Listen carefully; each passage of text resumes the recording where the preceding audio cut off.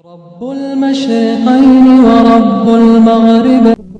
یہ معین شخص جو دجال ہوگا اس کے بارے میں بھی ایک تو بالکل متفق علیہ چیزیں ہیں. نمبر ایک کہ وہ شخص ہے، قطعی ہے، یقینی ہے، اس کا حلیہ بھی حضور صلی اللہ علیہ وسلم نے احادیث کے اندر بیان کیا. دوسری بات یہ کہ اس کے ہاتھ میں قوانین قدرت، گویا کہ تسخیر کائنات گویا کہ نقطۂ عروج کو پہنچ چکی ہے. وہ مردہ کو زندہ کرے گا، مردہ لوگوں کی افواہوں کو لے کر آئے گا، ان کی روحوں کو، اگرچہ جھوٹی روحیں ہوں گی، وہ شیاطین جن ہوں گے جو ان کا بھیس بدل کر آئیں گے، لیکن یہ کہ وہ لوگوں سے کلام کریں گی. یہ اسپرچولیزم جو اپنی انتہا کو پہنچا ہوا ہے یورپ میں اور مغرب میں، یہ در حقیقت اسی کا ایک مظہر ہے. وہ کھلے بیابان کو کہے گا جہاں بالکل ڈٹیل جو ہے وہ صحرا تھا، گل و گلزار کر دے گا جب چاہے گا، جب چاہے گا، جہاں چاہے گا بارش برسائے گا. فاصلہ اس کے لیے بے معنی ہوگا. اس کی سواری وہ ہوگی کہ جس کے دونوں کانوں کے درمیان فاصلہ 80 ہاتھ کا ہوگا. یہ سارے جو آج آپ کی اس ٹیکنالوجی کی جو انتہا جا رہی ہے اور جدھر جا رہی ہے، اس کو اچھی طرح سمجھ لیجیے. آج سے 100 سال پہلے شاید انسان ان چیزوں کا تصور نہ کر سکتا. وہ کوئی سواری ایسی بھی ہو سکتی ہے جس کے دو کانوں کے درمیان کا فاصلہ جو ہے وہ 80 ہاتھ کا ہو. آپ کے یہ سارے جیٹس جو ہیں وہ کیا ہیں؟ ان کے رڈارز جو لگے ہوئے ہیں، دونوں کان ہیں ان کے. اس کا ایک قدم اگر مدینے میں ہوگا تو دوسرا بیت المقدس میں ہوگا. ایک آدمی کو چیر کر 2 ٹکڑے کرے گا، دونوں ٹکڑوں کو علیحدہ کرے گا، ان کے درمیان چلے گا اور پھر ان دونوں کو جوڑے گا اور کھڑا کر دے گا.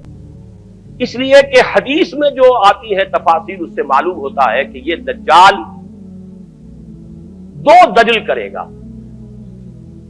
یا تو وہ 2 دجل کرنے والے 2 دجال علیحدہ ہیں، یا یہ دونوں دجل کرنے والا شخص ایک ہی ہے. بس یہ مسئلہ ہے کہ جو آج تک مجھ سے حل نہیں ہوا تھا، اب تک کہنا چاہیے آج تک نہیں.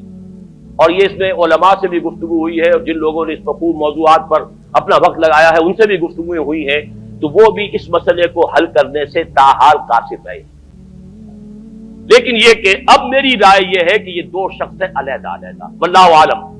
لیکن ایک رائے تک میں پہنچ چکا ہوں، اس لیے وہ رائے آپ کے سامنے رکھ رہا ہوں، اور آپ کے ذریعے سے وہ آگے بھی پھیلے گی تو اہل علم کے ساتھ جو ہے اس معاملے کے اندر تبادلہ خیالات کی بھی نوبت آئے گی انشاءاللہ. لیکن یہ کہ اس میں یہ بات قطعی اور یقینی ہے کہ اس طرح کا ایک شخص پیدا ہوگا. البتہ یہ کہ آیا وہ 2 ہوں گے 2 مختلف اوقات میں، یا ایک ہی ہوگا ایک ہی وقت میں، صرف اس میں اختلاف ہے. میرے نزدیک وہ 2 ہوں گے. ایک وہ شخص جو جھوٹا مسیح ہونے کا دعویٰ کرے گا، المسیح الدجال. جیسے حضور نے فرمایا میری امت میں 30 دجال اٹھیں گے جو نبی کا دعویٰ کریں گے، جن میں سے 5-6 تو حضور کے اپنے زمانے میں اور آپ سے متصل اٹھ کھڑے ہوئے تھے. بعد میں محمد علی باب ہو، بہاء اللہ ہو، قادیانی اور نہ معلوم کہاں کون اٹھے ہوں گے، واللہ عالم. کسی طریقے سے ایک شخص مسیح ہونے کا دعویٰ کر کے کھڑا ہوگا، یہودی ہوگا. یہ ہے اصل میں وہ شے. اور اس میں جو ان دونوں شخصیتوں کے مابین اگر کوئی ذرا سا اگر ابہام رہا ہے تو میں ایک حدیث بھی نوٹ کر کے لایا تھا، حضرت عبادہ ابن صامت رضی اللہ تعالی عنہ سے ہے، ان رسول اللہ ہے، انی حدثتکم عن الدجال حتی خشیت اللہ تاقلوا. میں نے تمہیں دجال کے بارے میں بہت سی باتیں بتائی ہیں تو مجھے یہ گمان ہوا کہ شاید تم اسے سمجھ نہ پاؤ. یہ اندیشہ خود حضور صلی اللہ علیہ وسلم کو ہوا ہے، اور یہ سنن ابی داؤد کی روایت ہے. دوسرا جو مسیح جس کی شخصیت مسیح دجال کی آتی ہے، دجال اکبر، میں صرف اشارہ کروں گا، پھر کبھی انشاءاللہ اس موضوع پر تفصیل سے گفتگو ہوگی. وہ میرے نزدیک بالکل قریب قیامت کی ایک علامت ہے. جو خدائی کا دعویٰ کرے گا وہ جھوٹا خدا ہوگا، یہ جھوٹا مسیح ہوگا. المسیح الدجال. الدجال الاکبر وہ ہوگا کہ جو قیامت کے بالکل قریب کی 3 نشانیاں ہیں.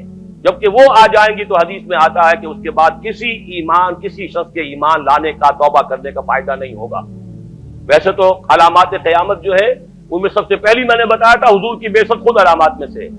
اس کے بعد 10 علامتیں حضور نے گنوائی ہیں اور وہ تدریجاً پوری ہوتی چلی جائیں گی.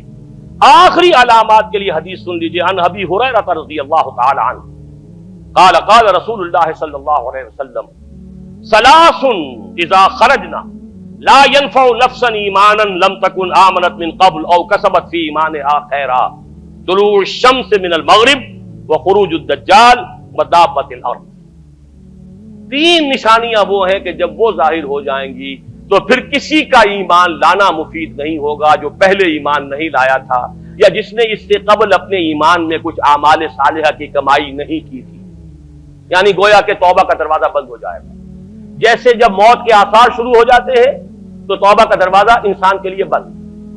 اب جب موت کے آثار شروع ہو گئے اب توبہ کرنا فائدہ نہیں. اس سے پہلے توبہ کا دروازہ کھلا ہوا.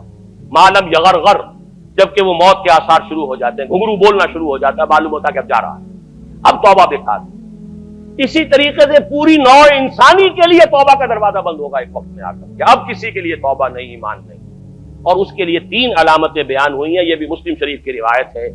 آپ نے فرمایا تین چیزیں وہ ہیں کہ جب وہ ظاہر ہو گئیں تو پھر کسی کا ایمان لانا جو اس سے پہلے ایمان نہیں لایا تھا اور اپنے ایمان میں اس نے کچھ اعمال صالحہ کی کمائی نہیں کی تھی، اب قتل مفید نہیں ہوگا اس کے لیے ایمان لانا. وہ تین نشانیاں ہیں. طلوع الشمس من المغرب، سورج مغرب سے طلوع ہوگا. نظام شمسی میں کوئی اختلال ایسا ہوگا کہ جس سے سورج بجائے مغرب سے نکلے گا. وہ خروج الدجال ودابۃ الارض، ایک زمین سے کوئی چوپایا برآمد ہوگا. بعض احادیث میں آتا ہے کہ مروہ کے قریب سے وہ برآمد ہوگا جو گفتگو کرے گا انسانوں سے. یہ بالکل خرق عادت، یعنی وہ چیزیں کہ جن کا کوئی تعلق اب اسباب جو ہے دنیا کے ان سے کوئی تعلق نہیں ہے، کوئی فزیکل لا سے تعلق نہیں ہے، وہ بالکل معجزے ہوں گے، خرق عادت ہوگا. اور خروج دجال، وہ دجال جو خدائی کا دعویٰ کرے گا. اور حدیث میں آتا ہے کہ بہت کم لوگ ہوں گے کہ جو اس کے سامنے رک سکیں گے. اکثر و بیشتر جو کمزور ایمان والے لوگ ہوں گے وہ اسے خدا تسلیم کر کے اس کی پرستش شروع کر دیں.